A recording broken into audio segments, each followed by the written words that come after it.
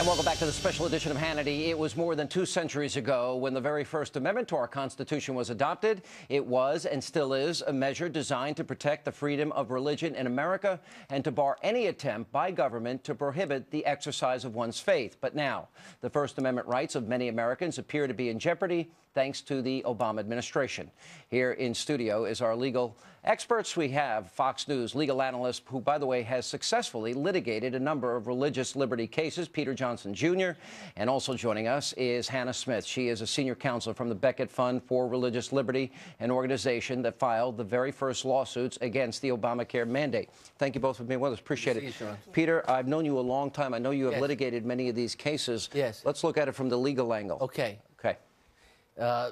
Madison made it clear that there should be the full and free exercise of religion in this country according to the dictates of your conscience for all faiths.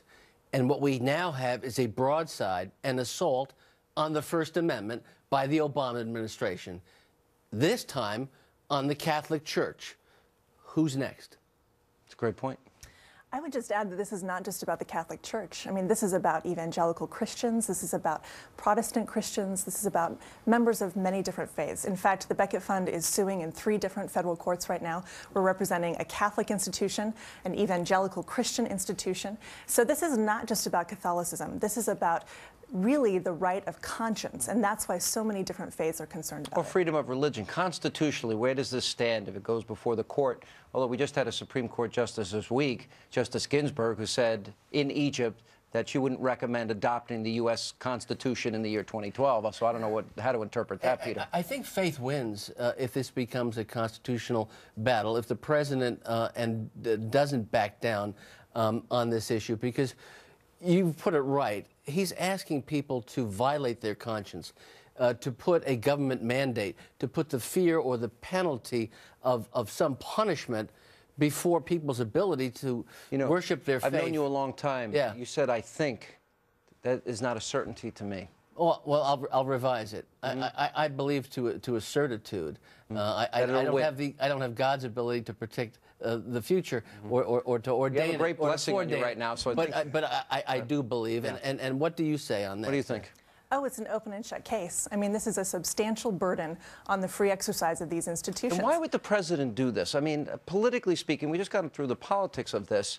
I mean, it seems to me this was a simple choice. It was religious freedom, religious liberty versus contraception, and he chose the contraception. He chose the morning after pill, and I don't know why.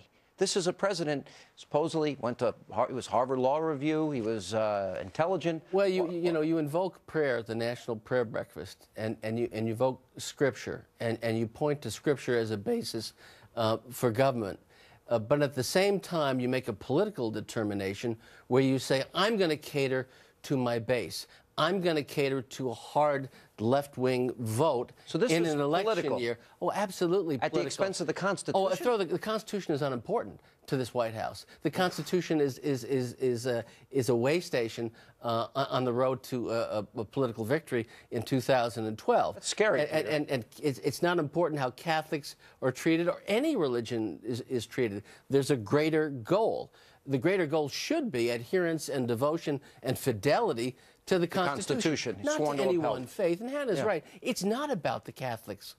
It's not about the Catholics. It's about the Jews. It's about the Protestants. It's about the Muslims. It's about their capacity and their ability to worship without the infringement and the assault of government. Last word. I'll just add that this is a substantial burden on this free exercise. If you look at the amount of the fines that will be imposed upon these religious institutions if they don't comply, they are enormous. I read one institution, Notre Dame, it might be as high as $10 million. Is that right? Yeah, for Catholic Charities alone, they have 70,000 employees. They could pay a fine upwards of $140 million the first year. So if you want to know more about this, go to becketfund.org. We've got a whole bunch of information on there. Sign a petition to tell the Obama administration to expand conscience protection and support our cause, because we defend all faiths in this battle of religious freedom. Want to add something, Peter? This is a Rosa Parks moment.